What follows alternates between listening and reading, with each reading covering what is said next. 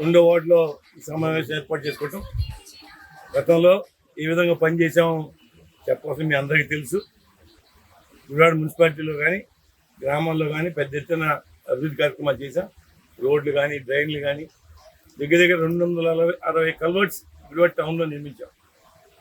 తాగునీరు మీద కానీ పర్సెంట్ వచ్చేసి ఆ రోజు మన దురదృష్టం కానీ బ్రహ్మాండమైన ఫండ్స్ వచ్చినాయి. ఆ ఫండ్స్ అన్ని కూడా సద్వినియోగం చేసుకున్నామని చెప్పి నేను భావిస్తున్నా. గత 5 సంవత్సరాలు జగన్మోహన్ రెడ్డి ముఖ్యమంత్రిగా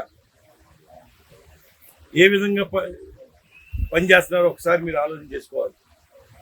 ఎందుకంటే స్వేచ్ఛ లేదు, ఎవరికి మాట్లాడే హక్కు లేదు. ఇంత దుర్మార్గంగా అరాచకాలు చేయడం వాళ్ళ మన కాలనీలోని కొన్ని సందర్భాల్లో ఏ విధంగా మనం ఇబ్బంది పడుతున్నామో మీకే తెలుసు. కొంత యాంటీ సోషల్ ఎలిమెంట్స్ దీంట్లో చేరి చాలా దారుణంగా ప్రవర్తిస్తారు. దాన్ని ఖచ్చితంగా అధికారం వచ్చిన తర్వాత ఎవరిని వదిలిపెట్టాము. ఎవరైతే అన్యాయంగా నష్టపోయారో ప్రతి ఒక్కరికి న్యాయం చేస్తారని చెప్పి మాటిస్తున్నాం. అలాగే ఈ రోజున 20 సంవత్సరాలు గుడివాడ నియోజక ప్రజలు ఒక వ్యక్తికే కొడాల నానికి ఓటేస్తున్నారు. వాడు చాలా స్వార్థపరుడు, ఇప్పటికే అర్థమై ఉంటుంది. వాళ్ళ 3 దఫాలు ఏం చెప్పాడంటే అధికారం లేదు, నేనేం చేయలేను అన్నాడు. మంత్రి అయిన తర్వాత ఏం చేశాడు? ఇంత దుర్మార్గంగా ఏ మంత్రి కూడా పనిచేయదు. కేవలం అతని స్వార్థాని కోసం దేన్నైనా త్యాగం చేస్తాడు. నమ్ముకున్న వ్యక్తులు కానీ నమ్ముకున్న ప్రజలు కానీ ఏది ఆయనకి పట్టింది లేదు. ఆయన ప్రవర్తన నాకు తెలుసు కాబట్టి నేను మాట్లాడతాను. నేను చాలా స్వార్థపడ్డాడు. ఆడికి ఏమైనా లాభం వస్తుందంటే దేనికైనా తెగిస్తాడు.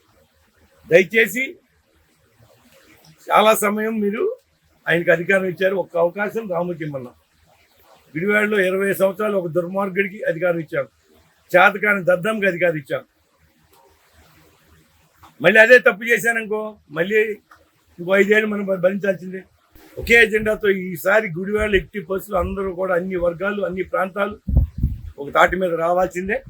లైన్ దాటకుండా పనిచేయాల్సిందే. అందరూ విజ్ఞప్తి చేస్తున్నా, నా మిత్రులు కానీ పార్టీ కార్యకర్తలు కానీ.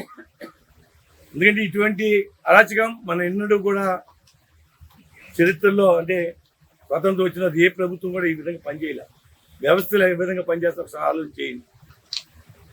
వాళ్ళ పోలీస్ వ్యవస్థ కానీ రెవెన్యూ డిపార్ట్మెంట్ కానీ వాళ్ళ ఇంట్లో పాలేరులాగా పనిచేస్తున్నారు.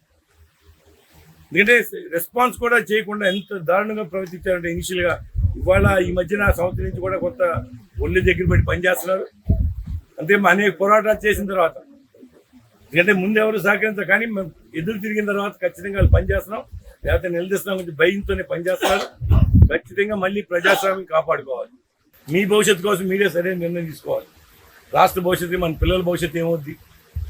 వాళ్ళు ఇదే పాలన కొనసాగితే మిగిలేది ఏముండదు మన రాష్ట్రానికి.